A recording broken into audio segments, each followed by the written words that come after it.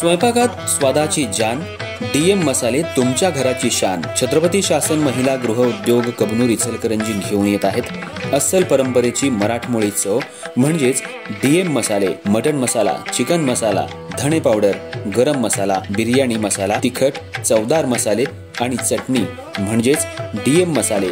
तर आजच आपल्या जेवणाची रंगत वाढवण्यासाठी केमिकल विरहित डीएम मसाले, गृहिणींच्या मनातले मसाले आणि चटणी अवश्य वापरा. डीएम मसाले महिला बचत गटाद्वारे करणारे स्वच्छ माफक दरामध्ये म्हणजेच डीएम मसाले. संपर्क दिव्याताई मगदूम, मोबाईल 91 30 80 22 55.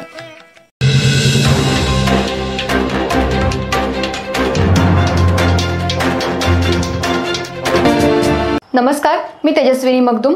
एम मराठीमध्ये आपल्या सर्वांचं स्वागत आहे. पाहूया ठळक घडामोडी. मराठी विज्ञान परिषदेच्या वतीनं दरवर्षी अभियंता दिनानिमित्त दिला जाणारा भारतरत्न मोक्षगुंडम विश्वेश्वरय्या पुरस्कार यंदा इलेक्ट्रॉनिक्स अभियंता समीर नाईक यांना प्रदान करण्यात आला.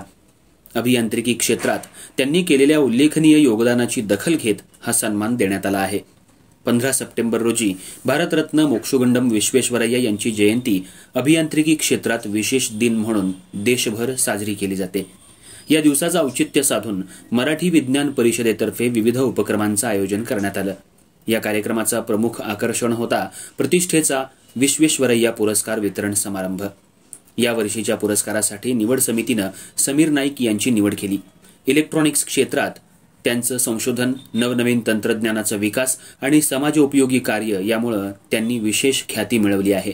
तंत्रज्ञान क्षेत्रात त्यांनी केलेल्या कामाचा लाभ विद्यार्थ्यांना, संशोधकांना तसंच औद्योगिक क्षेत्रालाही होत असल्याचं समितीनं नमूद केलं. मुंबईतल्या स्थानिक तंत्रज्ञान संस्थेत पार पडलेल्या या समारंभाला मराठी विज्ञान परिषदेचे अध्यक्ष प्राध्यापक डॉक्टर उदयभानू जोशी, ज्येष्ठ वैज्ञानिक डॉक्टर अनिरुद्ध देशपांडे तसंच अनेक मान्यवर उपस्थित होते. यावेळी उपस्थित मान्यवरांनी समीर नाईक यांच्या कार्याचं मनःपूर्वक कौतुक केलं. डॉक्टर जोशी यांनी आपल्या भाषणात सांगितलं की आजच्या डिजिटल युगात तंत्रज्ञानाचा विकास वेगानं होतोय. अशा काळात अभियंते समाजासाठी नवनवीन उपाययोजना आणतात. समीर नाईक यांचं कार्य हे नव्या पिढीतल्या अभियंत्यांसाठी प्रेरणादायी आहे. पुरस्कार स्वीकारल्यानंतर समीर नाईक यांनी मराठी विज्ञान परिषदेचा आभार मानले आणि पुढील काळातही अभियांत्रिकी क्षेत्रात समाजोपयोगी काम करण्याचा संकल्प व्यक्त केला.